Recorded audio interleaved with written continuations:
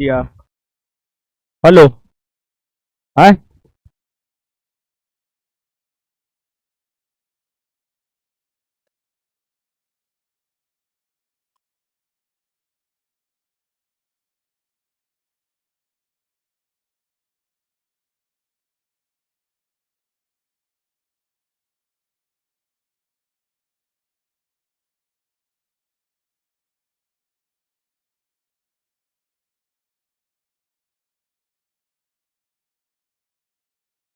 चलिए,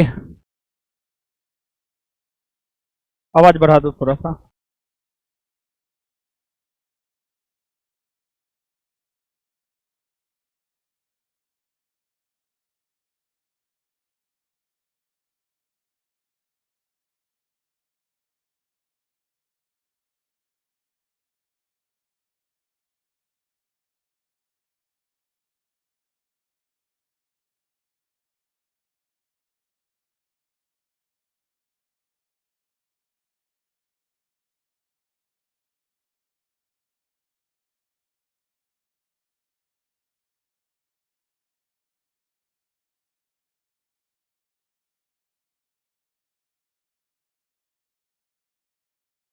क्या हाल चाल है बताइए।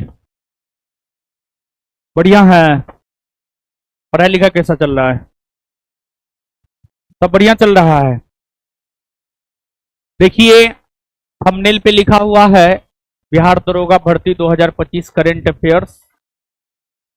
करंट का जहां तक सवाल है, ऐसा नहीं है कि आपको आपको करंट अन्य परीक्षाओं के लिए अलग हो जाएगा। ऐसा कुछ नहीं होता है। हर परीक्षा में एक ही प्रकार के करंट पूछे जाते हैं जो वर्तमान में घटित हुआ है। और आज के सेशन में सिर्फ हम लोग करंट अफेयर्स नहीं पढ़ेंगे, बल्कि करंट के साथ साथ जो है बिहार भी पढ़ेंगे और हम लोग स्टैटिक्स भी पढ़ेंगे। तो आगे जो भी लोग लाइव क्लास कर रहे हैं, जो भी ऑफलाइन क्लास कर रहे हैं, सब लोग एक कॉपी निकाल लीजिए, हल्का फुल्का लिखते रहिए। बहुत ज्यादा नहीं, इसका पीडीएफ भी हम दे देंगे, हल्का फुल्का, ताकि जीवित रहे आप। नहीं तो फिर मृतप्राय अवस्था में भी आप चले जाते हैं। तो जो भी लोग ऑनलाइन कर रहे हैं, टेबल कुर्सी का प्रयोग कीजिए, कॉपी कलम लेकर के बैठ जाइए। आइए एक एक करके टॉपिक हम लोग देखते हैं। देखिए, आज के सेशन में करंट, बिहार और स्टैटिक्स तीनों को डील करेंगे। तो इसका पीडीएफ भी हम आपको दे देंगे, लेकिन फिर भी हल्का फुल्का जो है आप अपना लिखते रहिए। तो आइए देखते हैं। जैसे आज का जब आप पेपर पढ़ेंगे, आज का जब आप पेपर पढ़ेंगे तो ये न्यूज आपको मिलेगा, श्री राम की सबसे ऊंची प्रतिमा का अनावरण किया गया है। भगवान श्री राम के सबसे ऊंची प्रतिमा का अनावरण किया गया है। और राम मंदिर आप बताइए, कितना चर्चा में हमेशा रहता है। मोदी जी कभी वहां पर जाकर के ध्वजारोहण करते हैं, कभी उद्घाटन करते हैं। तो भगवान राम की सबसे ऊंची प्रतिमा का अनावरण हुआ है और हमारे प्रधानमंत्री श्री नरेंद्र मोदी जी ने किया है, उसको लेकर न्यूज है। तो जहां तक भगवान राम का सवाल है, भगवान राम के बारे में क्या ही कहा जाए। लेकिन एक लाइन हम हमेशा कहते हैं भगवान राम के बारे में कि उनसे बड़ा ना कोई धैर्यवान हो सकता है। धैर्य का परिचय उन्होंने दिया है। आप लोग तो एक एग्जाम में रिजल्ट गिरता है, अधीर हो जाते हैं। तो धैर्य का परिचय भगवान राम ने दिया है। राज परिवार में जन्म हुआ, लेकिन इसके बावजूद कितना कष्ट उन्हें सहना पड़ा था। वनवास 14 वर्ष का वनवास उन्हें मिला था और उसको सहर्ष उन्होंने स्वीकार किया था। एक भगवान राम थे और एक आप लोग हैं। आप लोग अगर गार्जियन को पैसा भेजने के लिए बोले, 2 दिन लेट हुआ तो खरी खोटी सुना देते हैं, ऐसा आप लोग करते हैं। आज आप गार्जियन का कितना बात मानते हैं, वो आप भी जानते हैं, हम भी जानते हैं। हम भी आप ही के जनरेशन के हैं, ऐसा नहीं है कि हम दूसरे जनरेशन के हैं। तो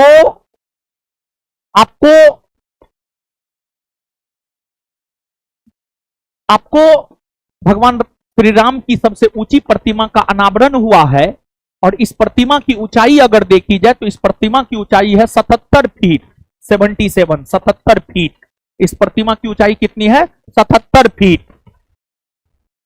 और यह प्रतिमा कांसा धातु से बनाई गई है। कांसा धातु, कांसा धातु। आप इतिहास में पढ़ते होंगे कि हड़प्पा सभ्यता को कांस्य युगीन सभ्यता कहते हैं। हड़प्पा सभ्यता को कांस्य युगीन सभ्यता इसलिए कहते हैं क्योंकि हड़प्पाई स्थलों के उत्खनन से भारी मात्रा में कांसा धातु की प्राप्ति हुई है। जो कांसा धातु तांबा और टीन, तांबा और टीन, तांबा और टीन को मिलाकर कांसा धातु बनता है, और हड़प्पाई स्थलों के उत्खनन से भारी मात्रा में कांसा धातु की प्राप्ति हुई है। इसी वजह से हड़प्पा सभ्यता को कांस्य युगीन सभ्यता कहते हैं। और मानव के द्वारा प्रयोग में लाया जाने वाला जो प्रथम धातु है वह है आपको तांबा। कौन है? तांबा। तांबा धातु है। तो कहीं ना कहीं भारत की पहली सभ्यता जो हड़प्पा सभ्यता है, उस समय से ही लोग धातुओं से अवगत होने लगे थे। तांबा धातु से, कांसा धातु से, टीन धातु से अवगत होने लगे थे। तो भगवान श्री राम की जो सबसे ऊंची प्रतिमा बनी है उसकी ऊंचाई 77 फीट है, और यह कांसा धातु से बनाई गई है। और इसका अनावरण हमारे प्रधानमंत्री श्री नरेंद्र मोदी जी ने किया है, और यह सबसे ऊंची प्रतिमा गोवा में स्थापित हुआ है। गोवा राज्य में स्थापित हुआ है, जो कि भारत के 2800 राज्यों में क्षेत्रफल के आधार पर जो है आपको सबसे छोटा राज्य है, वही क्षेत्रफल के आधार पर सबसे बड़ा राज्य है राजस्थान। तो वही चीज इसमें लिखा हुआ है। प्रधानमंत्री नरेंद्र मोदी ने शुक्रवार को गोवा दौरे के दौरान भगवान श्री राम की 70 फीट ऊंची विशाल कांस्य प्रतिमा का अनावरण किया है। मतलब भगवान राम की जो सबसे ऊंची प्रतिमा बनाई गई है वह गोवा में, वर्तमान समय तक जो है गोवा में आप मान करके चल सकते हैं। और ये कल का न्यूज है, बीता हुआ कल। आज शनिवार है और कल शुक्रवार था। शुक्रवार का ये न्यूज है, कल ही प्रधानमंत्री मोदी जी के द्वारा जो है इसका अनावरण किया गया है। तो यहां पर एक बात जो याद रखनी है कि भगवान राम की सबसे ऊंची प्रतिमा का अनावरण प्रधानमंत्री मोदी जी के द्वारा हाल के दिनों में किस राज्य में किया गया है? तो गोवा में। कहां किया गया है? यह कार्यक्रम श्री संस्थान गोकर्ण जीवोत्तम मठ के 550 वर्ष पूर्ण होने के उपलक्ष्य में आयोजित किया गया है। प्रधानमंत्री ने दक्षिण गोवा स्थित इस मठ में मंदिर के दर्शन भी किए। कार्यक्रम के दौरान गोवा के राज्यपाल अशोक गजपति राजू और मुख्यमंत्री प्रमोद सावंत भी उपस्थित रहे। मतलब यहां पर एक बात और निकल करके सामने आ रहा है, करेंट के पॉइंट ऑफ व्यू से अगर देखा जाए तो गोवा के राज्यपाल कौन है, गोवा के मुख्यमंत्री कौन है? तो गोवा के राज्यपाल की अगर हम लोग बात करें तो गोवा के राज्यपाल है अशोक गजपति राजू। गोवा के राज्यपाल कौन है? अशोक गजपति राजू। अशोक गजपति राजू। और गोवा के मुख्यमंत्री प्रमोद सावंत है। गोवा के मुख्यमंत्री कौन है? प्रमोद सावंत। जिस प्रकार बिहार के मुख्यमंत्री श्री नीतीश जी हैं, जो कि 10वीं बार शपथ लिए हैं मुख्यमंत्री के रूप में, और आपको बिहार के राज्यपाल आरिफ मोहम्मद खान है, उसी प्रकार गोवा के राज्यपाल अशोक गजपति राजू और मुख्यमंत्री जो है आपको प्रमोद सावंत है। उसके आगे गोवा के लोक निर्माण मंत्री दिगंबर कामत ने बताया कि इस प्रतिमा को स्टैच्यू ऑफ यूनिटी के शिल्पी राम सुतार ने तैयार किया है। उन्होंने दावा किया कि यह विश्व की सबसे ऊंची भगवान राम की प्रतिमा है। तो भगवान राम की जो ये प्रतिमा है, यह विश्व में भगवान राम की सबसे ऊंची प्रतिमा मानी गई है। और इस प्रतिमा की हम लोग बात करें तो इस प्रतिमा के जो शिल्पकार है वह राम सुतार है। राम सुतार है, समझ गए? राम सुतार है। तो यहां पर एक और फैक्ट करेंट के पॉइंट ऑफ व्यू से अगर देखा जाए तो हाल के दिनों में गोवा में भगवान श्री राम की जो सबसे ऊंची प्रतिमा बनाई गई है उसके शिल्पकार कौन है? तो राम सुतार। कौन है? राम सुतार। कौन है? राम सुतार। यहां पर एक जानकारी और भी है, स्टैच्यू ऑफ यूनिटी किसकी प्रतिमा है? स्टैच्यू ऑफ यूनिटी है किसकी प्रतिमा? सरदार वल्लभ भाई पटेल। सरदार वल्लभ भाई पटेल। और उस प्रतिमा के भी शिल्पकार थे राम सुतार, और इस प्रतिमा के भी शिल्पकार है राम सुतार। इस प्रतिमा के भी शिल्पकार कौन है? राम। याद हुआ? तो 4-5 फैक्ट यहां पर हम लोगों को करेंट के पॉइंट ऑफ व्यू से निकलकर सामने आया है, एक बार रिपीट कर देते हैं। हाल के दिनों में भगवान श्री राम की सबसे ऊंची प्रतिमा कहां बनाई गई है? कहां? गोवा। इसका अनावरण कौन किया है? प्रधानमंत्री नरेंद्र मोदी। इसकी ऊंचाई 75 फीट। इसकी ऊंचाई, इसके शिल्पकार राम सुतार। इसके शिल्पकार, अच्छा। इसके बाद बाबू आप हमको आगे बताइएगा, गोवा के मुख्यमंत्री प्रमोद सावंत। गोवा के मुख्यमंत्री प्रमोद सावंत। गोवा के राज्यपाल अशोक गजपति राजू। अशोक गजपति। नेक्स्ट, अब देखिएगा बाबू, एक कुंभ होता है और एक कुंभ होता है, एक महाकुंभ होता है, एक अर्ध कुंभ होता है। महाकुंभ और अर्ध कुंभ। महाकुंभ और अर्ध कुंभ। देखिए, ये जो अर्ध कुंभ और महाकुंभ होता है, ये एक प्रकार का सामूहिक शाही स्नान होता है। सामूहिक शाही स्नान। सामूहिक शाही स्नान। कुंभ या महाकुंभ और अर्धकुंभ। अर्धकुंभ और महाकुंभ में लोग सामूहिक तौर पर एकजुट होकर एक नदी में जाकर स्नान करते हैं। देखिए बाबू, हमारी यानी भारत की जो पहली सभ्यता है, भारत की पहली सभ्यता हड़प्पा सभ्यता है। और हड़प्पा सभ्यता के अंतर्गत एक स्थल है मोहनजोदड़ो, जिसका शाब्दिक अर्थ मृतकों का टीला होता है। अगर आप इतिहास पढ़े हैं तो आप ये बात जानते होंगे, हड़प्पाई स्थल मोहनजोदड़ो से बृहद स्नानागार के प्रमाण मिले हैं। यानी बड़ा सा बाथरूम का प्रमाण मिला है। बड़ा सा बाथरूम का प्रमाण मिला है। वो जो बड़ा सा बाथरूम का प्रमाण मिला है, बड़ा बाथरूम है, तो कहीं ना कहीं उसमें सामूहिक स्नान लोग करते होंगे, तब तो बड़ा बाथरूम है।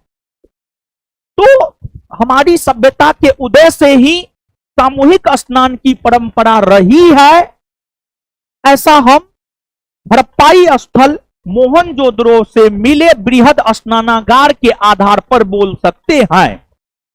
और वो परंपरा आज भी चली हुई आ रही है। यही तो वजह है कि इतिहास की अगर हम लोग बात करें तो इतिहास में हम लोग निरंतर रूप से सामाजिक, आर्थिक, धार्मिक परिवर्तनों को पढ़ते हैं।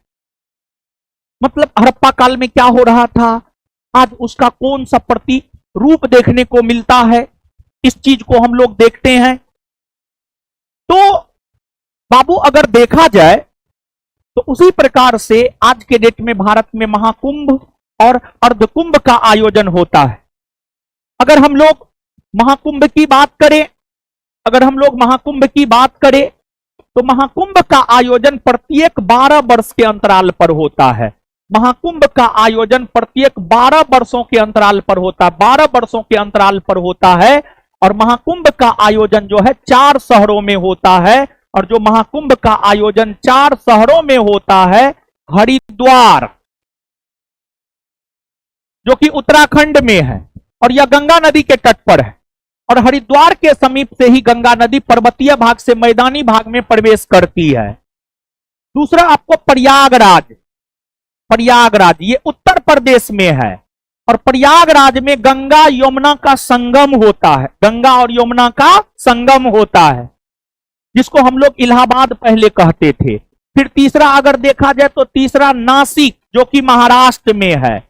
और चौथा आपको उज्जैन जो कि मध्य प्रदेश में है, उज्जैन जो कि कहां है, मध्य प्रदेश में। मध्य प्रदेश में क्षिप्रा नदी के तट पर उज्जैन है, क्षिप्रा नदी के तट पर उज्जैन है। तो महाकुंभ का आयोजन प्रत्येक 12 वर्षों के अंतराल पर देश के 4 अलग अलग शहरों में आयोजित होता है। हरिद्वार में, प्रयागराज में, नासिक में, उज्जैन में। हरिद्वार उत्तराखंड में है, प्रयागराज उत्तर प्रदेश में है, नासिक महाराष्ट्र में है, उज्जैन मध्य प्रदेश में है। लास्ट टाइम महाकुंभ का आयोजन 2025 में हुआ है। 2025 में महाकुंभ का आयोजन जो है उत्तर प्रदेश के प्रयागराज में हुआ है, उत्तर प्रदेश के प्रयागराज में हुआ है, उत्तर प्रदेश के प्रयागराज में। इसी प्रकार अगर देखा जाए तो अर्धकुंभ, इसी प्रकार अगर देखा जाए तो अर्धकुंभ, अर्धकुंभ का आयोजन, अर्धकुंभ की अगर हम लोग बात करें, अर्धकुंभ की अगर हम लोग बात करें तो अर्धकुंभ का आयोजन प्रत्येक 6 वर्षों के अंतराल पर होता है। प्रत्येक 6 वर्षों के अंतराल पर अर्धकुंभ का आयोजन होता है। और अर्धकुंभ का आयोजन मात्र 2 शहरों में होता है, एक आपको हरिद्वार और दूसरा आपको प्रयागराज। एक आपको हरिद्वार और दूसरा अगर देखा जाए तो दूसरा आपको प्रयागराज। अर्धकुंभ का आयोजन यही 2 शहर में होता है। और आपको कल का ही निर्णय है, कल बीता हुआ कल शुक्रवार का यह निर्णय है, शुक्रवार का यह निर्णय है कि 2027 में 2027 ईस्वी में अर्धकुंभ का आयोजन, अर्धकुंभ का आयोजन हरिद्वार में होगा, अर्धकुंभ का आयोजन हरिद्वार में होगा। यह कल ही स्वीकृति मिली है और इसकी घोषणा उत्तराखंड के मुख्यमंत्री पुष्कर सिंह धामी ने किया है, पुष्कर सिंह धामी ने किया है। तो वही चीज यहां पर पेपर में आपको देखने को मिलेगा। हरिद्वार अर्धकुंभ 1 जनवरी 2027 से 30 अप्रैल तक चलेगा। तो 2027 ईस्वी में 1 जनवरी से लेकर 30 अप्रैल तक अर्धकुंभ का आयोजन उत्तराखंड के हरिद्वार में होगा, यही बात है। तो देखिए, हरिद्वार में पहली बार अर्धकुंभ में अमृत शाही स्नान होंगे। कुंभ 1 जनवरी 2027 से शुरू होकर 30 अप्रैल तक चलेगा। इसमें 3 अमृत स्नान के साथ ही 10 मुख्य स्नान का आयोजन होगा। मुख्यमंत्री पुष्कर धामी ने शुक्रवार को डामकोठी में विभिन्न अखाड़ों के साथ बैठक के बाद स्नान की तिथियों की घोषणा की है। इधर संतों ने राज्य सरकार की तरफ से कुंभ की तारीखों का ऐलान करने का स्वागत किया। हालांकि अब तक कुंभ का विधिवत ऐलान न होने के कारण संतों ने अपनी तैयारियां शुरू नहीं की थी, लेकिन अब हो गया है तो अब अपना तैयारी शुरू करेगा। ये लेटेस्ट न्यूज है, लेटेस्ट न्यूज है।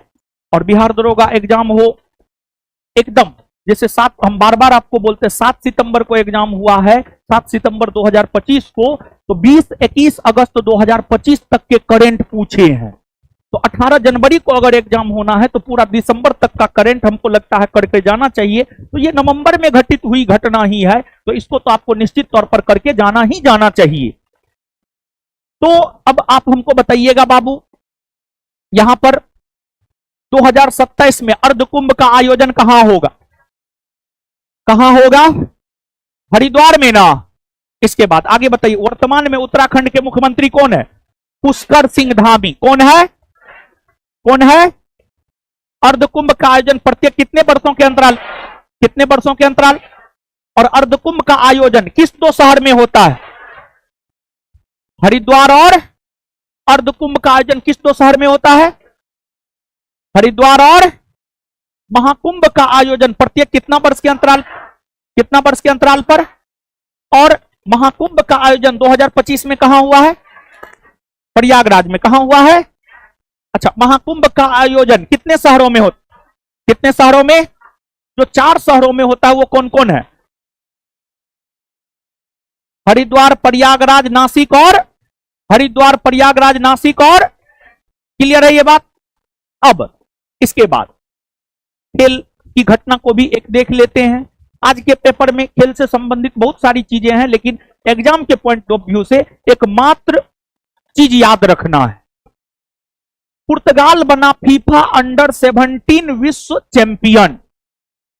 फीफा आपको फुटबॉल, फुटबॉल से संबंधित है। आपको दोहा, कतर, कतर की राजधानी दोहा। तो यहां पर एक चीज आपको यह याद रखनी है कि फीफा अंडर 17 विश्व फुटबॉल चैंपियनशिप का आयोजन कतर में हुआ है, कतर में हुआ है, कतर में हुआ है 2025 में।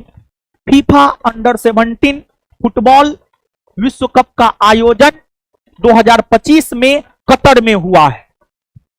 और इसमें अगर हम लोग चैंपियन की बात करें तो चैंपियन कौन बना है आपको? पुर्तगाल। पुर्तगाल किसको हराकर? ऑस्ट्रिया को हराकर, ऑस्ट्रिया को हराकर, ऑस्ट्रिया, ऑस्ट्रिया को हराकर जो है पुर्तगाल चैंपियन बना है। बस यही दो बात जो है आपको याद रखनी है। तो फीफा अंडर 17 विश्व चैंपियन कौन बना है? फीफा अंडर 17 विश्व चैंपियन कौन बना है? पुर्तगाल। कौन बना है? उपविजेता, उपविजेता ऑस्ट्रिया ना। और FIFA under 17, FIFA under 17, FIFA under 17 विश्व कप 2025 का आयोजन कहां हुआ? कहां हुआ है? कतर। कतर की राजधानी दोहा। ठीक है, अब देखिएगा बाबू, ये तो लेटेस्ट करंट हो गए, ये तो एकदम कल का करंट हो गया। और अगर आप क्लास की बात करेंगे तो क्लास में हम डेली वर्तमान के करंट को पढ़ा रहे हैं। और इसलिए पढ़ा रहे हैं बाबू कि आप समझिए 7 सितंबर को जो एग्जाम का पैटर्न था, वो पैटर्न तो 18 जनवरी होते होते बदलेगा नहीं, तो हमको लगता है पैटर्न वही रहेगा। इसी वजह से पेपर कटिंग से वर्तमान के करंट को हम पढ़ा देते हैं। समझ गए? आप लोग तो पढ़ ही रहे हैं, है कि ना? चलिए, ये तो वर्तमान के करंट हो गए। अब बिहार पे भी हम लोग आएंगे, परंतु बिहार से पहले अगर देखा जाए तो और करंट को देखते हैं। पहले करंट को देख लेते हैं, फिर बिहार को देखेंगे, फिर स्टैटिक्स को देखेंगे। तो वर्तमान के करंट हो गए। अब कुछ पुराने करंट को भी देख लेते हैं। यह भी बहुत पुराना नहीं है, बल्कि लेटेस्ट करंट है, और यह भी जो है आपको महत्वपूर्ण है। तो अब करंट की हम लोग बात करें तो इसमें इंदिरा गांधी शांति पुरस्कार की चर्चा हम लोग कर लेते हैं। इंदिरा गांधी शांति पुरस्कार, देखिए बाबू, इंदिरा गांधी शांति पुरस्कार की अगर हम लोग बात करें तो यह पुरस्कार जो है आपको इंदिरा गांधी के सम्मान में दिया जाता है। यह पुरस्कार जो है आपको इंदिरा गांधी के सम्मान में दिया जाता है। और इस पुरस्कार की शुरुआत 1986 ईस्वी से हुई है। और इस पुरस्कार के अंतर्गत जो है आपको 25 लाख रुपया दिया जाता है। इस पुरस्कार के अंतर्गत आपको 25 लाख रुपया दिया जाता है। और यह पुरस्कार अगर देखा जाए तो इंदिरा गांधी मेमोरियल ट्रस्ट द्वारा प्रतिवर्ष दिया जाता है। और यह पुरस्कार 3 श्रेणियों में दिया जाता है: शांति, निशस्त्रीकरण और विकास। शांति, निशस्त्रीकरण और विकास 3 श्रेणियों में दिया जाता है। वर्ष 2024 के पुरस्कार विजेता, जिसका वितरण नवंबर 2025 में हुआ है, चिली की पूर्व राष्ट्रपति मिशेल बाचेलेट। चिली के पूर्व राष्ट्रपति मिशेल बाचेलेट। तो देखिए, यह पुरस्कार दिया गया है नवंबर 2025 में, लेकिन यह पुरस्कार है वर्ष 2024 का, वर्ष 2024 का। तो वर्ष 2024 का जो इंदिरा गांधी शांति पुरस्कार है वह मिशेल बाचेलेट को दिया गया, मिशेल बाचेलेट को दिया गया है, जो कि चिली की पूर्व राष्ट्रपति रही है, जो कि चिली की पूर्व राष्ट्रपति रही है। इसके बाद मिशेल बाचेलेट को क्यों दिया गया? मिशेल बाचेलेट को यह पुरस्कार लैंगिक समानता, मानवाधिकार और लोकतंत्र में सुधार के लिए उनके प्रयास के लिए जो है आपको दिया गया है। तो यहां पर अब वर्ष 2023 के लिए इंदिरा गांधी शांति पुरस्कार यह डेनियल बारेन बोइम तथा अली अबू अब्बाद को दिया गया है। देखिए बाबू, आपको 2024 के साथ साथ 2023 भी हम इसलिए बता रहे हैं क्योंकि लेटेस्ट जो बीपीएससी का एग्जाम हुआ है, अगर आप बीपीएससी के 71वीं बीपीएससी के क्वेश्चन को देखिएगा तो एग्जाम 2025 में हुआ है, करंट 2022 का, 2023 का, 2024 का पूछा है, करंट 2022, 23, 24 का पूछा है। तो इसी वजह से जो है रिस्क नहीं लेना है, थोड़ा बहुत जो है मतलब वर्तमान को तो देखना ही है, वर्तमान के ठीक पहले का भी जो है आपको थोड़ा सा देख करके जाना है, उतना फोकस नहीं करना है। लेकिन हाँ, ऑप्शन है तो ऑप्शन पर टिक कर लेना है, इतना तो आपको जरूर करके जाना चाहिए मेरे ख्याल से। लेकिन अगर हम लोग देखें तो मूल तौर पर जो है 2024 के विजेता को याद रखना है, 2024 के विजेता को जो है आपको याद रखना है। तो एक बार फिर से आप हमको बता दीजिए, जो इंदिरा गांधी शांति पुरस्कार है इसकी स्थापना कब हुई है? कब हुई है? यह पुरस्कार किन क्षेत्रों में दिया जाता है? शांति निशस्त्रीकरण। और इसमें पुरस्कार राशि वर्ष 2024 के लिए पुरस्कार विजेता कौन बनी है? कौन बनी है? चलिए आगे हम लोग आ जाते हैं पेन पिंटर पुरस्कार। पेन पिंटर पुरस्कार, पेन पिंटर पुरस्कार की अगर हम लोग बात करें तो यूनाइटेड किंगडम स्थित इंग्लिश पेन द्वारा दिया जाता है। पेन पिंटर पुरस्कार 2009 में इंग्लिश पेन द्वारा नोबेल साहित्य पुरस्कार विजेता नाटककार हेरोल्ड पिंटर के सम्मान में शुरू किया गया था। तो पेन पिंटर पुरस्कार की शुरुआत जो है आपको हेरोल्ड पिंटर के सम्मान में किया गया है। और हेरोल्ड पिंटर की अगर हम लोग बात करें तो ये नोबेल पुरस्कार विजेता है और इन्हें साहित्य के क्षेत्र में नोबेल पुरस्कार मिला है। इसे दिया जाता है यह पुरस्कार एक ब्रिटिश लेखक या ब्रिटेन में रहने वाले उत्कृष्ट साहित्यिक योग्यता वाले लेखक को दिया जाता है। यानी कहने का मतलब यह हुआ कि पेन पिंटर पुरस्कार साहित्य के क्षेत्र में दिया जाता है।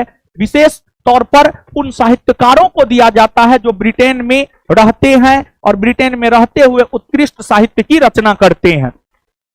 2025 का पेन पिंटर पुरस्कार अगर देखा जाए तो 2025 का जो पेन पिंटर पुरस्कार है लीला अबू लेला को दिया गया। लीला अबू लेला को दिया गया है और इन्हें धर्म प्रवासन और मुस्लिम महिलाओं पर उनके साहसिक और शक्तिशाली लेखन के लिए दिया गया है।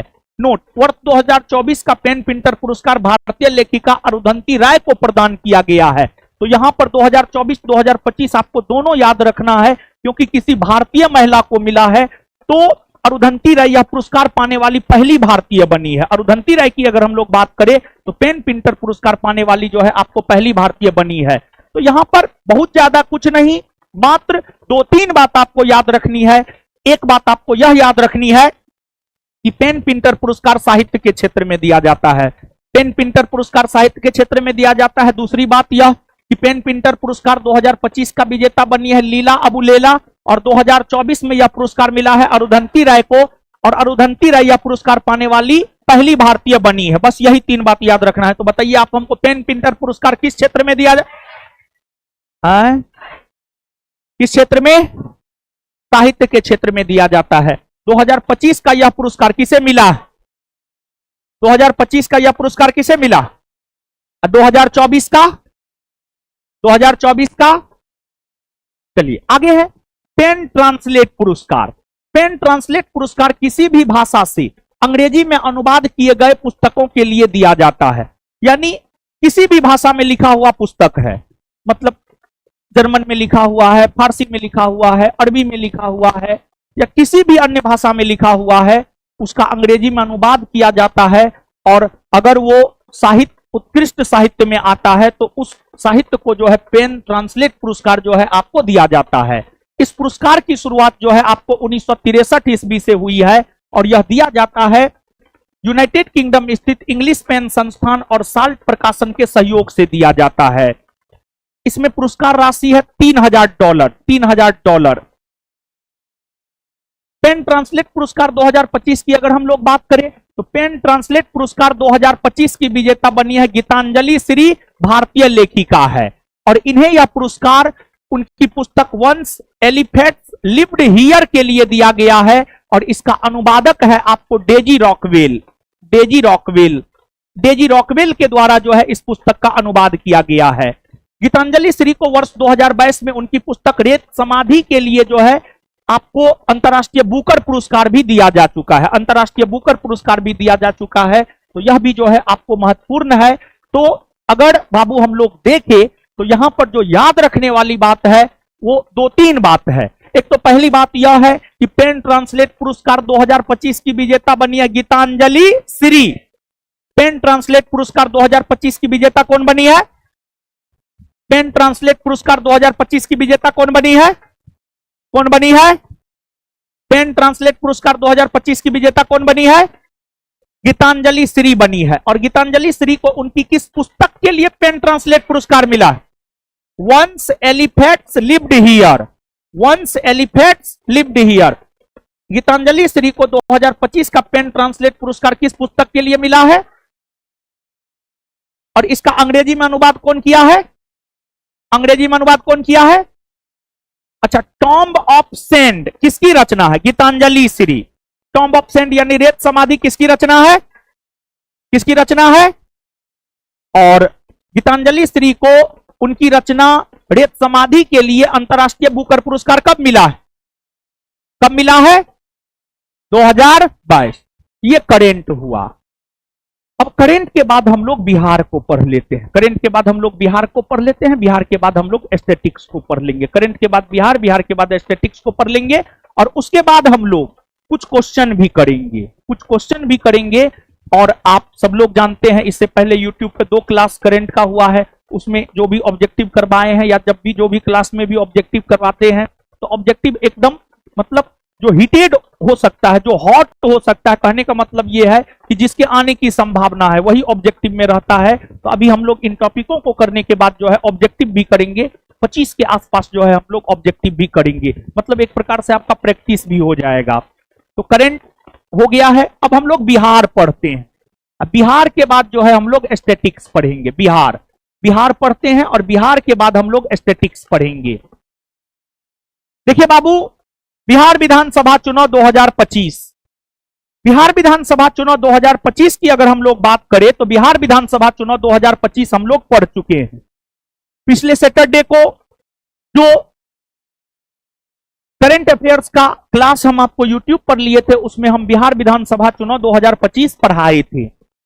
लेकिन आपको बिहार में होने वाला कोई भी एग्जाम हो, चाहे वह बीपीएससी का एग्जाम हो, चाहे वह बिहार दरोगा का एग्जाम हो, बिहार एसएससी का एग्जाम हो, बिहार में होने वाले परीक्षाओं का एक फेवरेट टॉपिक है पंचायती राज।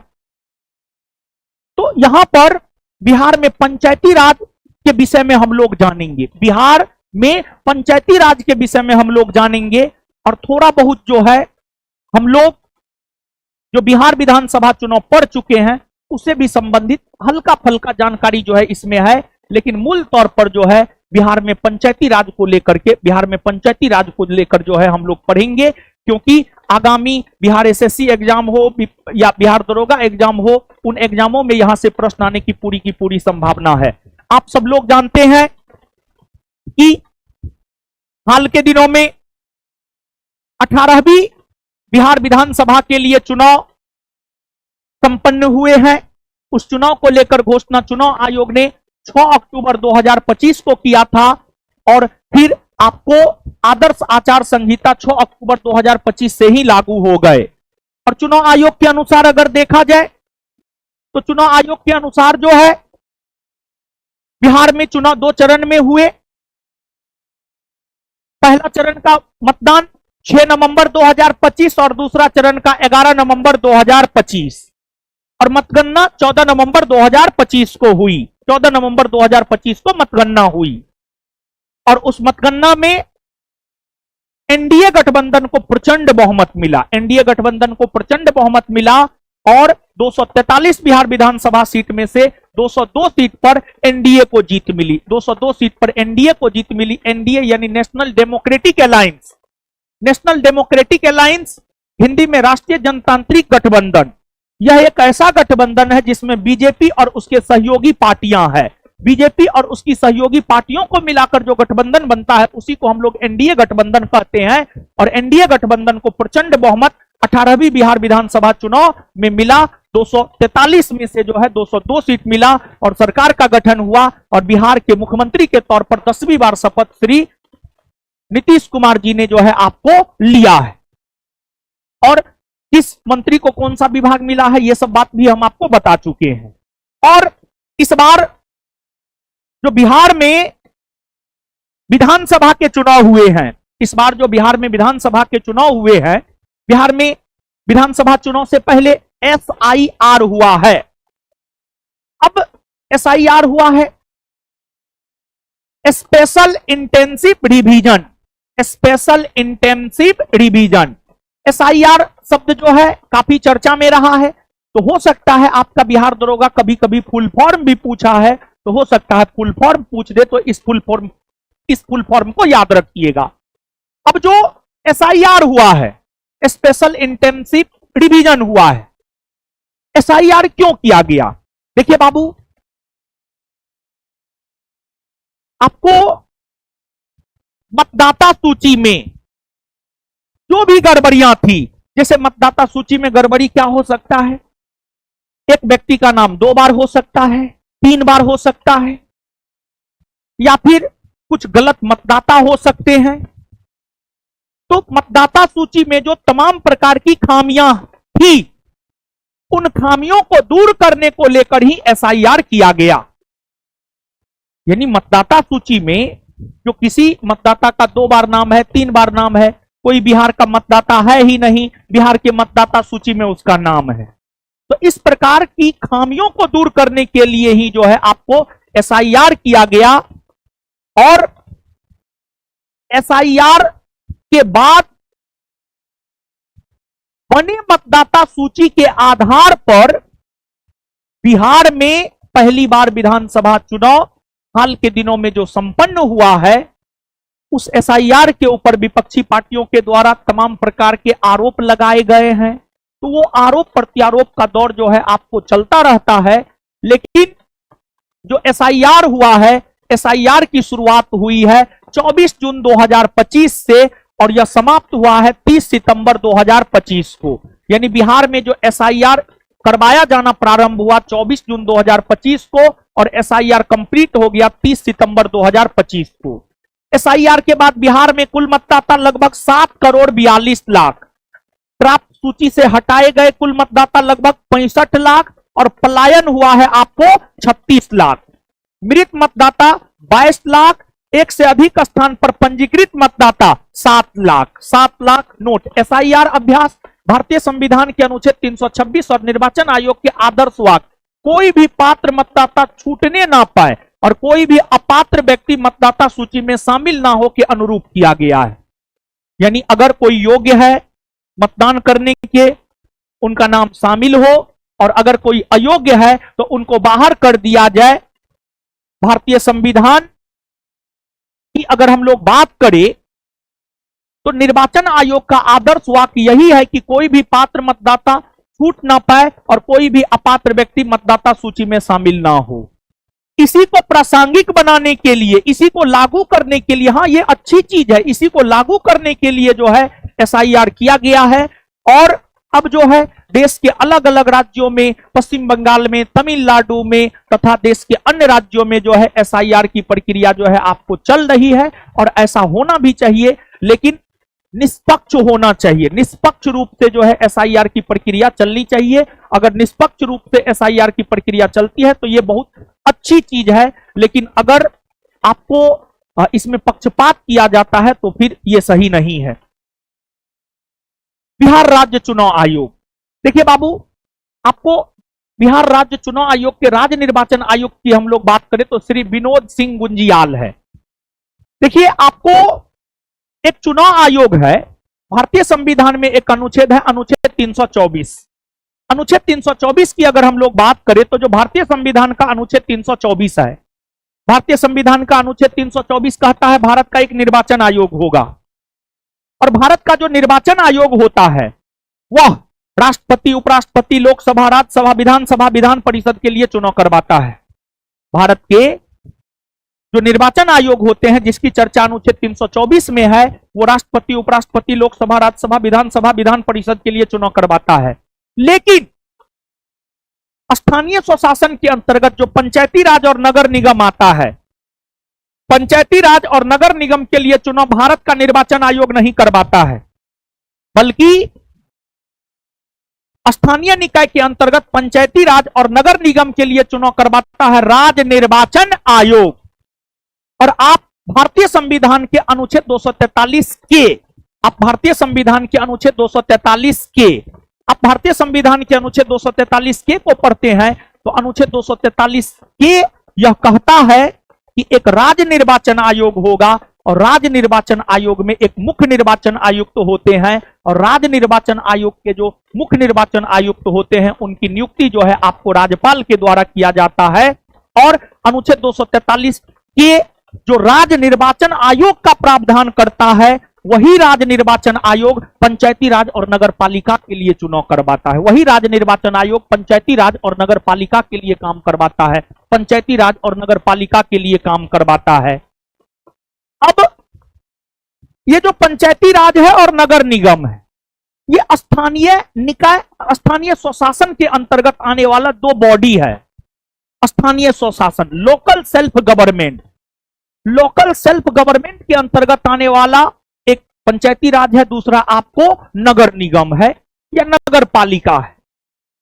देखिए बाबू, स्थानीय स्तर पर विकास हो सके, स्थानीय स्तर पर विकास हो सके, लोकल स्तर पर विकास हो सके, इसी वजह से जो है आपको पंचायती राज को लेकर प्रावधान किया गया है और नगर पालिका को लेकर जो है आपको प्रावधान किया गया है।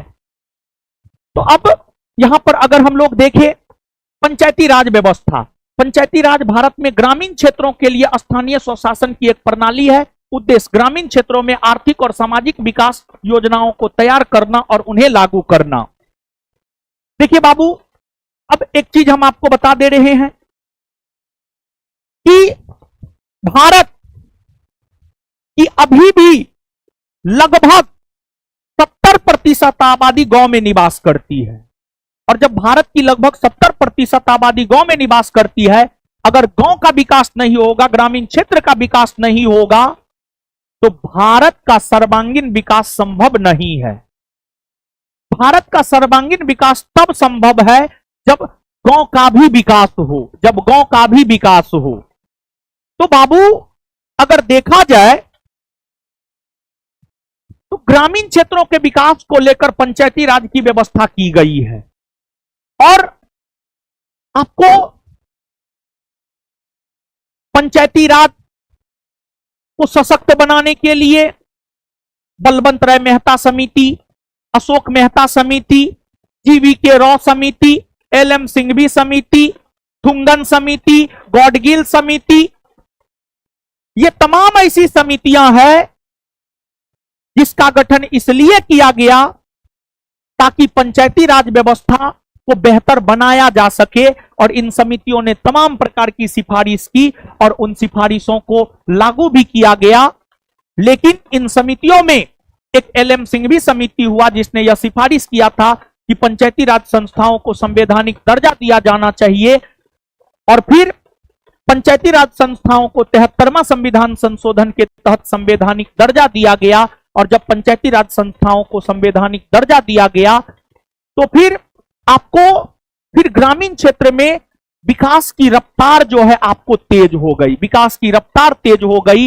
यहां पर बिहार एसआई आपका एक बार पूछा है, लास्ट टाइम ही पूछा है, बलवंत राय मेहता समिति का संबंध किससे है, तो पंचायती राज संस्था से है। तो यहां पर एक चीज आपको याद रखना है कि बलवंत राय मेहता समिति हो, अशोक मेहता समिति हो, जीवी.के. रॉय समिति हो, थुंगन समिति हो, गॉडगिल समिति हो, एल.एम. सिंघवी समिति हो, इन तमाम समितियों का संबंध पंचायती राज संस्था से है। और इसके अलावा 64वां संविधान संशोधन के तहत पहली बार पंचायती राज संस्था को संवैधानिक दर्जा देने का प्रयास किया गया था, लेकिन उसमें सफलता हासिल नहीं हो पाई। पंचायती राज संस्थाओं को संवैधानिक दर्जा 73वां संविधान संशोधन 1992 के तहत दिया गया है और 73वां संविधान संशोधन 1992 लागू 24 अप्रैल 1993 को हुआ है। और इसी वजह से 24 अप्रैल को हम लोग पंचायती राज दिवस के रूप में मनाते हैं।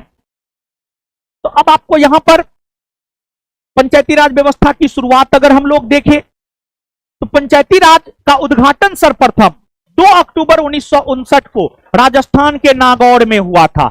2 अक्टूबर 1959 को सर्वप्रथम राजस्थान के नागौर में जो है पंचायती राज का उद्घाटन हुआ। और उसके बाद 11 अक्टूबर 1959 को जो है आंध्र प्रदेश के महबूबनगर जिला में तो पंचायती राज का उद्घाटन या पंचायती राज का शुभारंभ 2 अक्टूबर 1959 को राजस्थान के नागौर से हुआ है। और राजस्थान के बाद आंध्र प्रदेश के महबूबनगर जिला में जो है 11 अक्टूबर 1959 ईस्वी को पंचायती राज का उद्घाटन किया गया है। तो इस चीज को भी आप बाबू याद रखिएगा। तो पंचायती राज व्यवस्था का आरंभ 2 अक्टूबर 1959 को राजस्थान के नागौर जिला से हुआ है। संवैधानिक दर्जा 1993 में 73वां संविधान संशोधन अधिनियम ने पंचायती राज को संवैधानिक दर्जा दिया। भारत में स्थानीय स्वशासन का जनक लॉर्ड रिपन को माना जाता है, लॉर्ड रिपन। बिहार में पंचायती राज, ठीक है, बिहार में पंचायती राज को देखेंगे, लेकिन उससे पहले जो इसमें 2-3-4 बात है जो याद करना है, एक बार हम लोग याद कर लेते हैं फिर आगे बढ़ जाएंगे, ठीक है ना। बिहार में विधानसभा चुनाव की घोषणा भारत के निर्वाचन आयोग के द्वारा कब किया गया? कब किया गया? बिहार में मतदान कितने चरण में हुआ? कब कब? 6 और 11। मतगणना कब हुई? मतगणना कब हुई? यहां पर 14 नवंबर था, उसको सही कर दिए। और किस गठबंधन की जीत हुई? मुख्यमंत्री कौन बने? एनडीए गठबंधन को कितना सीट मिला? 200। कितनी बार शपथ लिए नीतीश जी? एसआईआर का फुल फॉर्म, एसआईआर का फुल फॉर्म, एसआईआर की शुरुआत कब हुई है या समाप्त कब हुआ है? और एसआईआर के बाद बिहार में कुल मतदाता हटाए गए कितने? हटाए गए कितने? पलायन किया। मृत मतदाता एक से अधिक स्थान पर पंजीकृत मतदाता कितना? बिहार राज्य निर्वाचन आयोग के मुख्य आयुक्त कौन है? राज्य निर्वाचन आयोग की चर्चा कौन अनुच्छेद में है? 243। पंचायती राज व्यवस्था आरंभ कब और कहां से हुआ है? 2 अक्टूबर 1959 राजस्थान के पंचायती राज को संवैधानिक दर्जा कौन संविधान संशोधन के तहत दिया?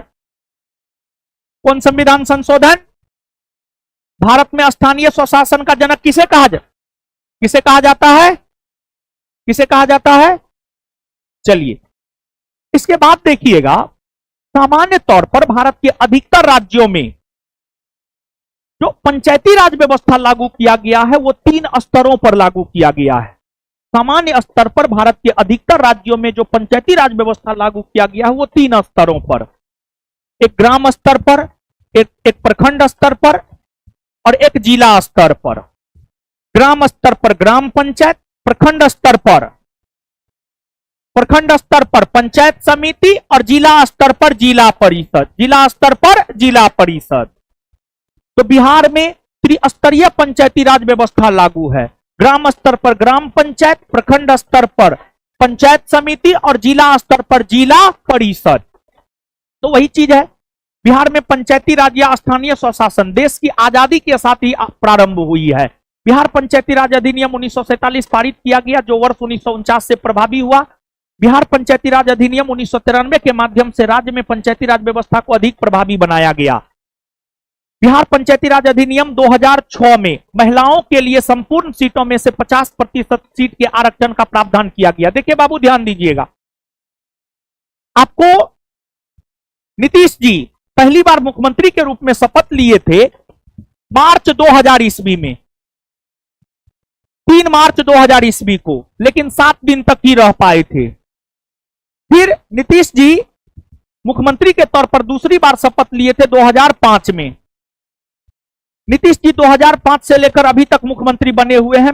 बीच में कुछ दिन जीतन राम मांझी को छोड़ दिया जाए अगर तो नीतीश जी 2005 में मुख्यमंत्री बने हैं, जो अभी तक बने हुए हैं। तो नीतीश जी के द्वारा ही 2006 ईस्वी में बिहार पंचायती राज अधिनियम लाया गया और 2006 ईस्वी में जो बिहार पंचायती राज अधिनियम लाया गया उसके तहत नीतीश सरकार ने पंचायती राज व्यवस्था में महिलाओं को 50% तक आरक्षण देने का व्यवस्था किया और बिहार इस देश का प्रथम राज्य बना जिसने पंचायती राज संस्थाओं में महिलाओं को 50% तक आरक्षण दिया। फिर बिहार का अनुसरण जो है अन्य राज्यों ने किया, लेकिन पहला राज्य जो है आपको बिहार ही बना है जिसने पंचायती राज संस्थाओं में महिलाओं को 50% तक आरक्षण दिया है। महिलाओं को 50% तक आरक्षण दिया है।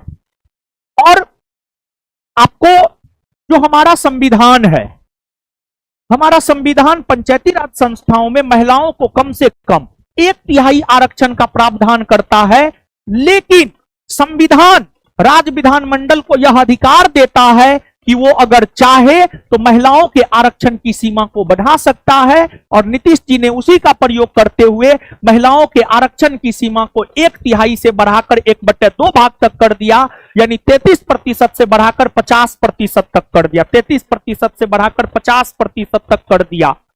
और हमारे संविधान में यह भी है, SC ST को उसकी जनसंख्या के अनुपात में आरक्षण दिया जाएगा। तो बिहार में SC और ST को पंचायती राज संस्थाओं में उसकी जनसंख्या के अनुपात में आरक्षण दिया गया, उसकी जनसंख्या के अनुपात में आरक्षण दिया गया है। और संविधान में यह भी है कि अगर राज्य विधानमंडल चाहे तो पंचायती राज संस्थाओं में OBC वर्ग के लोगों को भी आरक्षण दे सकता है, OBC वर्ग के लोगों को भी आरक्षण दे सकता है। तो बिहार में पंचायती राज अधिनियम 2006 के तहत महिलाओं को पंचायती राज संस्थाओं में 50% तक आरक्षण मिला है, और बिहार देश का प्रथम राज्य बना है। बिहार की अगर हम लोग बात करें तो बिहार देश का प्रथम राज्य बना है जिसने पंचायती राज संस्थाओं में 50% तक आरक्षण दिया है। तो वही चीज है। तो बिहार पंचायती राज अधिनियम 2006 में महिलाओं के लिए संपूर्ण सीटों में से 50% सीट के आरक्षण का प्रावधान किया गया। तो यहां पर 1-2 बात बताइएगा आप हमको, भारत का प्रथम राज्य कौन हुआ जिसने पंचायती राज संस्थाओं में महिलाओं को 50% तक आरक्षण दिया? कौन हुआ? कब दिया? कब दिया है? कब दिया है? आगे बिहार पंचायती राज अधिनियम 1993 में प्रावधान, पंचायती राज संस्थाओं के सदस्यों का निर्वाचन राज्य निर्वाचन आयोग के माध्यम से किया जाएगा। न्यूनतम 250 जनसंख्या वाले गांवों में ग्राम सभा का गठन अनिवार्य है। मतलब आपको कम से कम 250 लोग एक गांव में होना चाहिए, तब जाकर के जो है वहां पर आपको ग्राम सभा का गठन होता है।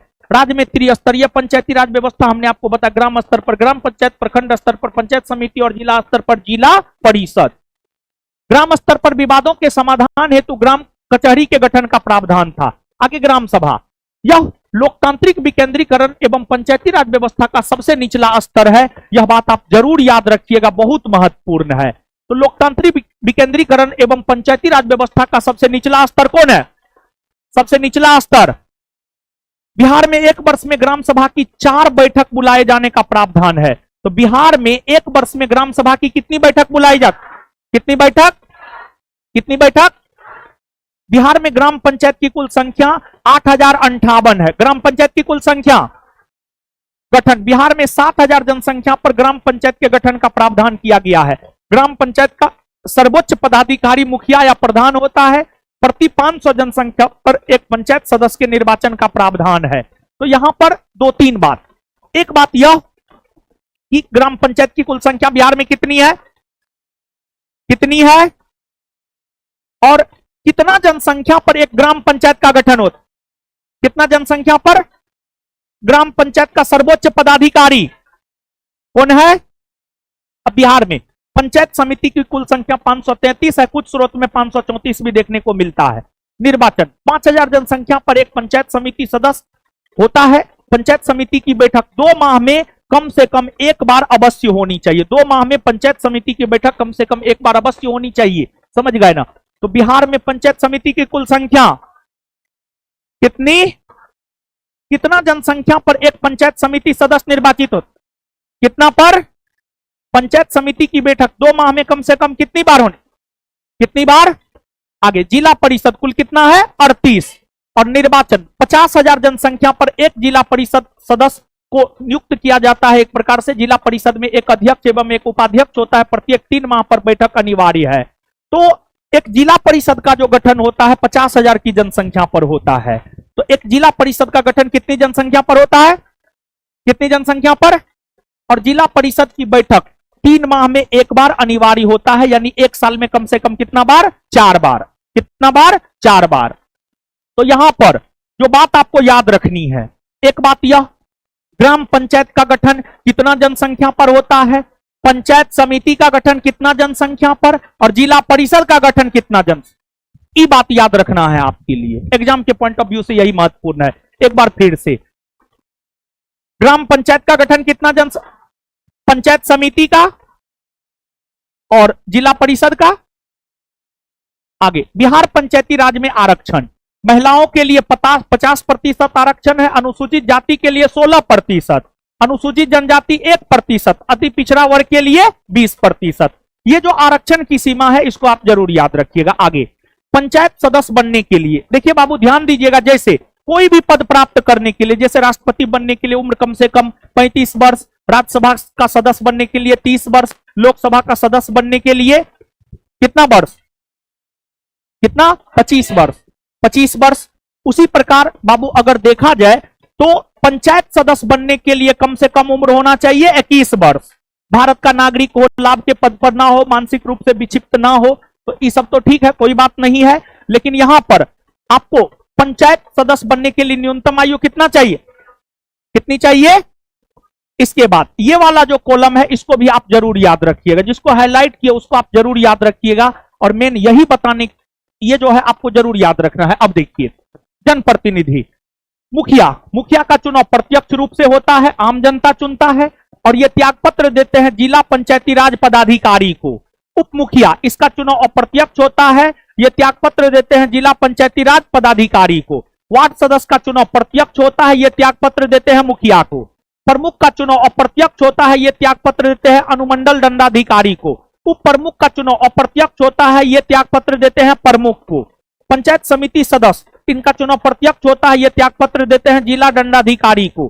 फिर जिला परिषद उपाध्यक्ष, इनका चुनाव जो है अप्रत्यक्ष होता है, ये त्यागपत्र देते हैं जिला दंडाधिकारी को। फिर जिला परिषद अध्यक्ष, जिला परिषद अध्यक्ष जिला परिषद सदस्य का प्रत्यक्ष चुनाव होता है, ये त्यागपत्र देते हैं जिला परिषद अध्यक्ष को।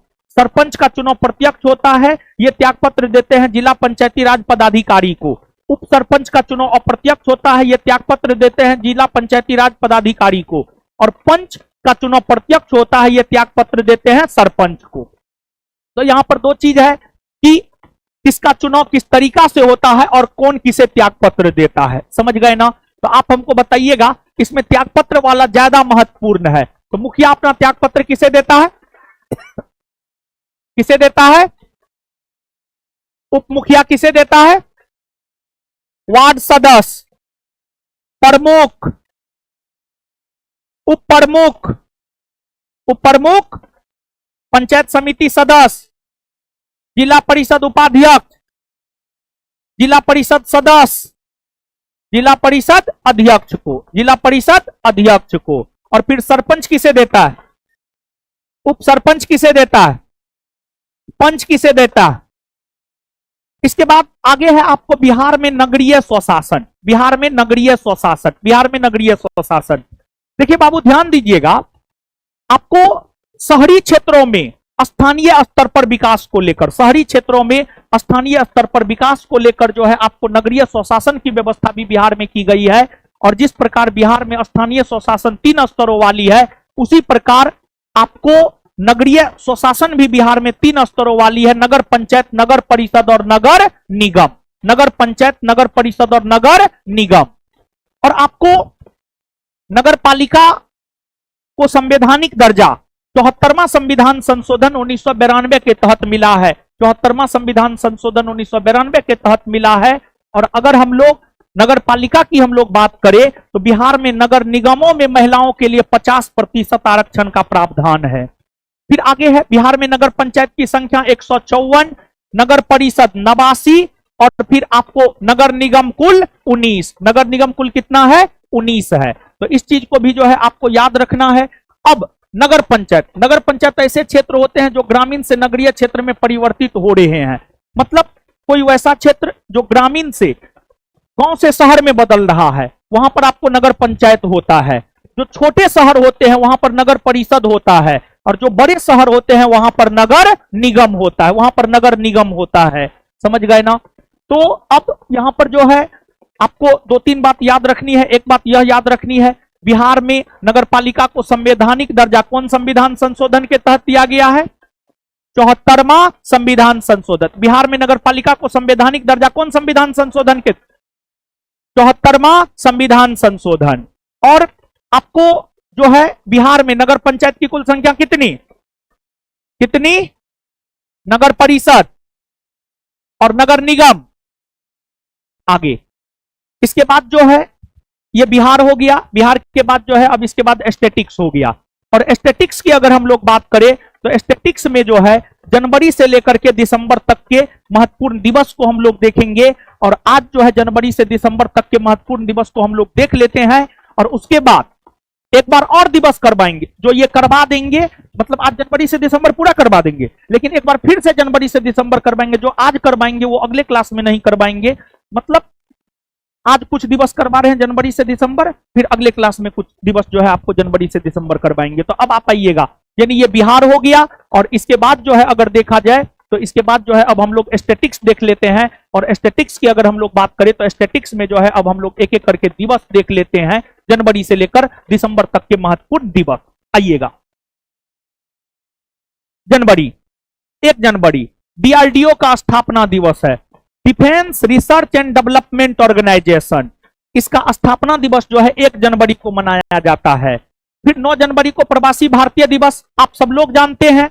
महात्मा गांधी लगभग 21 वर्षों तक दक्षिण अफ्रीका में रहने के बाद 9 जनवरी 1915 को भारत आए थे, और उसी के स्मरण में जो है 9 जनवरी को प्रवासी भारतीय दिवस मनाया जाता है। फिर 10 जनवरी को विश्व हिंदी दिवस, यानी हिंदी भाषा का प्रचार प्रसार वैश्विक स्तर पर भी हो सके, इसी वजह से जो है आपको विश्व हिंदी दिवस 10 जनवरी को मनाया जाता है। फिर 12 जनवरी को युवा दिवस, जो स्वामी विवेकानंद है, भारत में युवाओं के प्रेरणा स्रोत जो स्वामी विवेकानंद है, स्वामी विवेकानंद के जन्म दिवस 12 जनवरी को हम लोग राष्ट्रीय युवा दिवस के रूप में मनाते हैं। फिर आपको 15 जनवरी थल सेना दिवस, 24 जनवरी राष्ट्रीय बालिका दिवस, 25 जनवरी राष्ट्रीय मतदाता दिवस और 30 जनवरी शहीद दिवस। इसमें आपका बिहार दरोगा में राष्ट्रीय मतदाता दिवस कब मनाया जाता है, यह पूछा हुआ है 25 जनवरी। राष्ट्रीय मतदाता दिवस 25 जनवरी को इसलिए मनाया जाता है क्योंकि 25 जनवरी 1950 को इलेक्शन कमीशन ऑफ इंडिया का गठन हुआ था। इलेक्शन कमीशन ऑफ इंडिया का गठन हुआ था, और इसी वजह से जो है 25 जनवरी को राष्ट्रीय मतदाता दिवस के रूप में जो है हम लोग मनाते हैं। इसके अलावे और भी, जैसे राष्ट्रीय पराक्रम दिवस 23 जनवरी को मनाया जाता है। आपको जो है सुभाष चंद्र बोस के जन्म दिवस को हम लोग राष्ट्रीय पराक्रम दिवस के रूप में 23 जनवरी को मनाते हैं। अगला जो दिवस लाएंगे तो उसमें इसका जिक्र होगा, तो कुछ छोड़े हैं और कुछ आगे करवाएंगे, समझ गए ना। और 30 जनवरी को शहीद दिवस इसलिए मनाया जाता है क्योंकि 30 जनवरी 1948 को महात्मा गांधी की हत्या नाथूराम गोडसे के द्वारा की गई थी, और उसी के स्मरण में 30 जनवरी को हम लोग शहीद दिवस के रूप में मनाते हैं। तो ठीक है, तो आ जाइए बताइए, डीआरडीओ का स्थापना दिवस कब मनाया जाता है? प्रवासी भारतीय दिवस, विश्व हिंदी दिवस, राष्ट्रीय युवा दिवस, थल सेना दिवस, राष्ट्रीय बालिका दिवस, राष्ट्रीय मतदाता दिवस, शहीद दिवस। इसके बाद अब फरवरी है।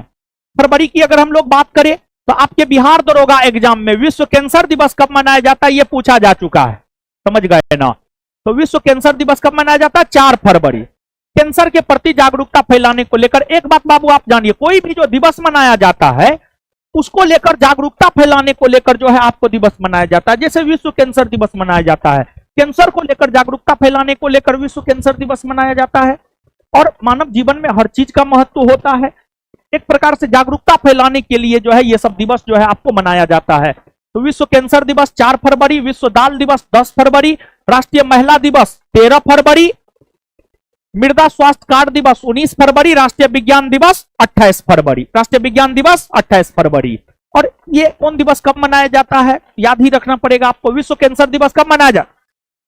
विश्व कैंसर दिवस, विश्व दाल दिवस, विश्व दाल दिवस, राष्ट्रीय महिला दिवस, मृदा स्वास्थ्य कार्ड दिवस, मृदा स्वास्थ्य कार्ड दिवस, राष्ट्रीय विज्ञान दिवस।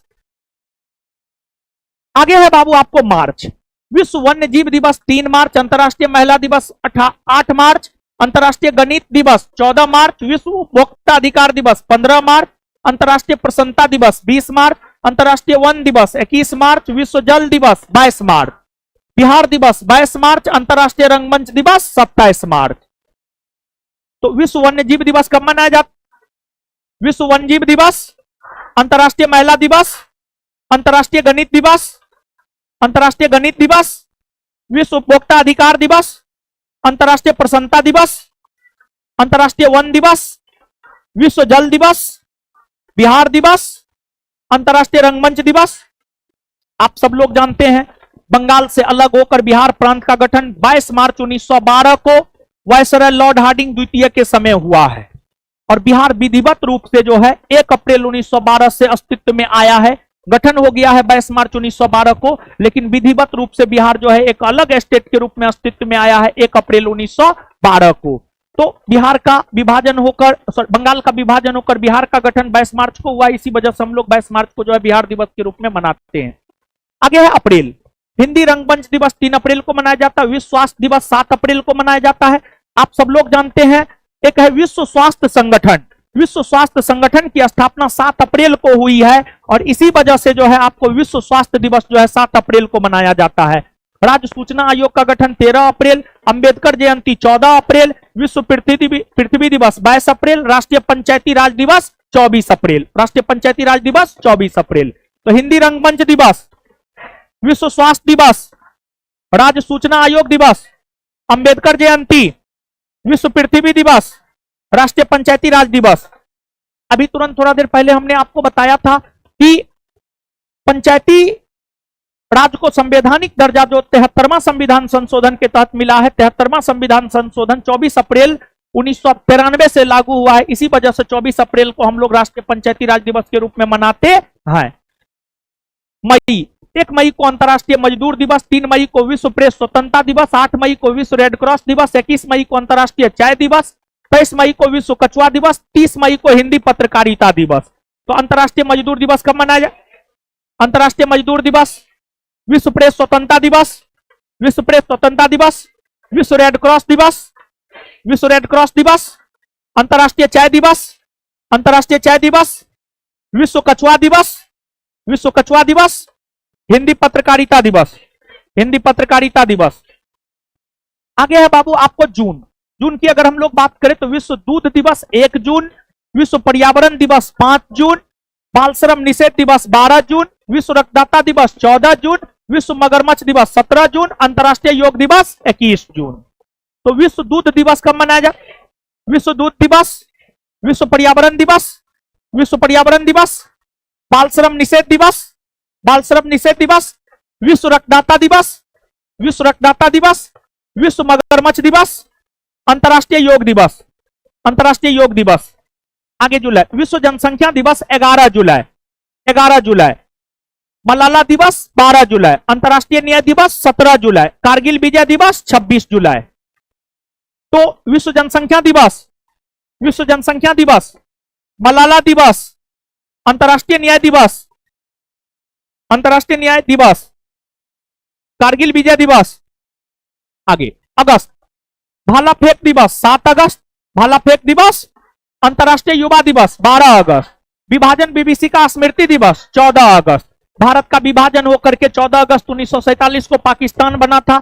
इसी वजह से जो है विभाजन विभीषिका स्मृति दिवस 14 अगस्त को मनाया जाता है। विश्व मच्छर दिवस 20 अगस्त, महिला समानता दिवस 26 अगस्त, 26 अगस्त। और जैसे विश्व खेल दिवस, सॉरी राष्ट्रीय खेल दिवस 29 अगस्त, 29 या 28, 29 अगस्त ना, वो पूछा हुआ है, वो नहीं दिया, बहुत नहीं दिया, हम आपको पहले ही बोल दिए हैं। आज कुछ करवाएंगे दिवस और अगले दिन कुछ करवाएंगे, कुछ आज करवा रहे हैं, कुछ अगले दिन, ठीक है ना। तो एक बार याद करते हैं। भाला फेंक दिवस, भाला फेंक दिवस, अंतर्राष्ट्रीय युवा दिवस, अंतर्राष्ट्रीय युवा दिवस, विभाजन विभीषिका दिवस, विभाजन विभीषिका दिवस, विश्व मच्छर दिवस, महिला समानता दिवस सितंबर, अंतर्राष्ट्रीय साक्षरता दिवस 8 सितंबर, हिंदी दिवस 14 सितंबर। हिंदी दिवस 14 सितंबर को इसलिए मनाया जाता है क्योंकि 14 सितंबर 1949 को संविधान सभा ने हिंदी को राजभाषा के रूप में स्वीकृति प्रदान किया था। राष्ट्रभाषा नहीं, राजभाषा के रूप में स्वीकृति प्रदान किया था। राजभाषा यानी कामकाज की भाषा, कामकाज की भाषा के रूप में स्वीकृति प्रदान किया था।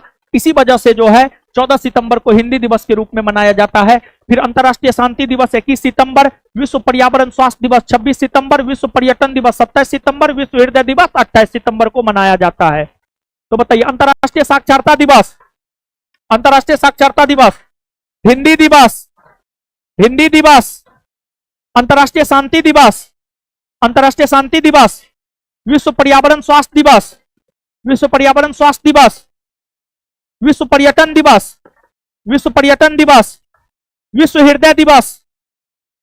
आगे अक्टूबर, विश्व पशु दिवस 4 अक्टूबर, विश्व डाक दिवस 9 अक्टूबर, राष्ट्रीय डाक दिवस 10 अक्टूबर, अंतर्राष्ट्रीय बालिका दिवस 11 अक्टूबर, अंतर्राष्ट्रीय ग्रामीण महिला दिवस 15 अक्टूबर, विश्व खाद्य दिवस 16 अक्टूबर, विश्व शहर दिवस 31 अक्टूबर।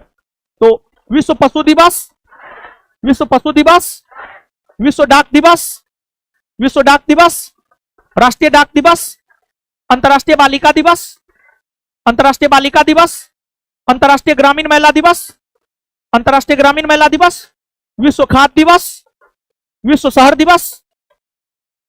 आगे नवंबर, राष्ट्रीय कैंसर जागरूकता दिवस 7 नवंबर, विश्व शहरीकरण दिवस 8 नवंबर, राष्ट्रीय आयुर्वेद दिवस 10 नवंबर, राष्ट्रीय शिक्षा दिवस 11 नवंबर, बाल दिवस 14 नवंबर, अंतर्राष्ट्रीय सहिष्णुता दिवस 16 नवंबर, राष्ट्रीय प्रेस दिवस 16 नवंबर, विश्व शौचालय दिवस 19 नवंबर। तो राष्ट्रीय कैंसर जागरूकता दिवस, राष्ट्रीय कैंसर जागरूकता दिवस, विश्व शहरीकरण दिवस, विश्व शहरीकरण दिवस, राष्ट्रीय आयुर्वेद दिवस, राष्ट्रीय शिक्षा दिवस, बाल दिवस, अंतर्राष्ट्रीय सहिष्णुता दिवस, राष्ट्रीय प्रेस दिवस, विश्व शौचालय दिवस।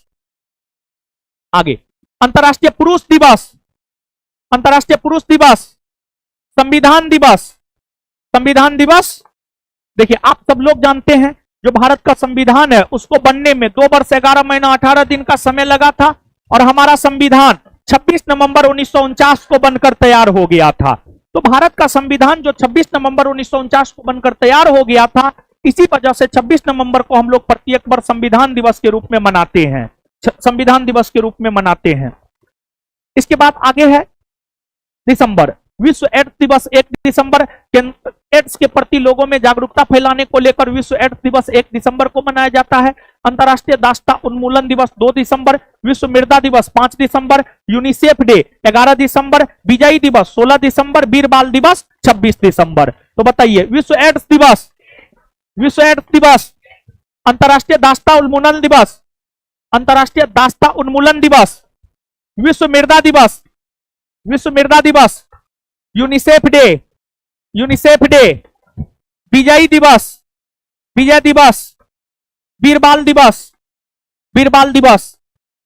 आपने यहां पर जनवरी से लेकर के दिसंबर तक के कुछ महत्वपूर्ण दिवस को देखा है और भी एक बार फिर से जनवरी से दिसंबर फिर से करवाएंगे। एक बार जो आज बताएं वो अगले क्लास में नहीं बताएंगे, तब पूरा दिवस खत्म हो जाएगा। इसमें बहुत सारा महत्वपूर्ण दिवस है जो हम आपको नहीं बताए हैं और इसमें कुछ नया दिवस भी जो है आपको पहली बार सुनने को मिला होगा। समझ गए ना? तो अब आ जाइए, अब हम लोग थ्योरी पढ़ लिए हैं, करंट पढ़ लिए, बिहार पढ़ लिए, स्टैटिक्स पढ़ लिए, तीनों का थ्योरी पढ़ लिया और अब तीनों से रिलेटेड जो है 25 क्वेश्चन हम लोग कर लेते हैं। समझ गए?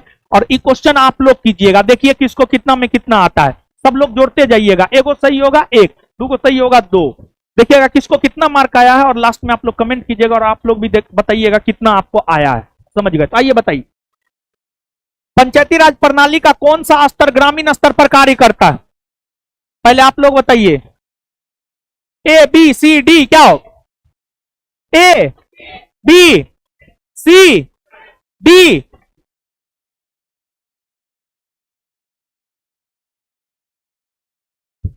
सी होगा। जो भी सी मारे हैं उनका आंसर सही है। ठीक है, जो भी सी मारे हैं उनका आंसर सही है। आगे आ जाइए। अब पंचायती राज व्यवस्था को संवैधानिक दर्जा किस संविधान संशोधन? ए बी सी डी क्या? बी। चलिए ठीक है, बहुत बढ़िया। बिहार में महिलाओं को पंचायती राज व्यवस्था में 50% आरक्षण क्या? 2006। चलिए बहुत बढ़िया। पंचायत का सदस्य बनने के लिए कितना? 21 वर्ष। नगरीय स्वशासन को संवैधानिक दर्जा क्या? सी। क्लियर है? सर्वप्रथम पंचायती राज व्यवस्था कहां लागू? राजस्थान के नागौर। भारत में स्थानीय स्वशासन का जनक लॉर्ड रिपन। वर्तमान में बिहार में कुल कितने नगर निगम? 19। निम्नलिखित में से कौन सत्य नहीं है, मतलब असत्य है, मतलब गलत है? मुखिया अपना त्यागपत्र जिला पंचायती राज अधिकारी को देता है। हाँ सही है। प्रमुख अपना त्यागपत्र अनुमंडल, प्रमुख अपना त्यागपत्र अनुमंडल पदाधिकारी को देता है। सही है गलत? सही है। सरपंच अपना त्यागपत्र मुखिया को देता है? गलत ना है? आंसर सी होगा। सी ना? कंफर्म ना? बिहार पंचायती राज में अनुसूचित जाति के लिए कितने प्रतिशत आरक्षण?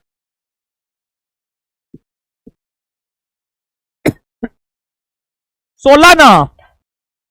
महिला 50%, अनुसूचित जाति 16, अनुसूचित जनजाति 1 और अति पिछड़ा वर्ग 20 ना? 16 आंसर होगा ना?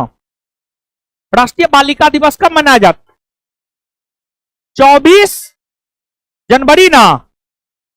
अंतर्राष्ट्रीय महिला दिवस 8 मार्च ना? विश्व पर्यावरण दिवस क्या? 5 जून। हिंदी दिवस 14, विश्व एड्स दिवस 1 दिसंबर। वर्ष 2025 में इंदिरा गांधी शांति पुरस्कार से किन्हें सम्मानित? Michel Bachelet. Michel pen winter पुरस्कार 2000, लीला अबुलेला पेन ट्रांसलेट पुरस्कार 2025 आए। और उदंती राय, रिचर्ड रॉबसन, गीतांजलि श्री, डेजीरज, गीतांजलि श्री ना? चलिए 2024 होता तब और उदंती राय हो जाता। मिशेल बाचलेट को इंदिरा गांधी शांति पुरस्कार किस देश से संबंधित? चिली ना? गीतांजलि श्री को किस पुरस्कार के लिए पेन ट्रांसलेट पुरस्कार 2000? Once elephants lived here. Indira Gandhi शांति पुरस्कार के 1900 पेन पिंटर पुरस्कार जीतने वाला पहला भारतीय है। अरुंधति पेन ट्रांसलेट पुरस्कार से सम्मानित पुस्तक वंस एलिफेंट्स लिव्ड हियर के अनुवादक डेजी रॉकवेल। पेन पिंटर पुरस्कार की शुरुआत कब से हुई है? पेन पिंटर बोल रहा है 2009।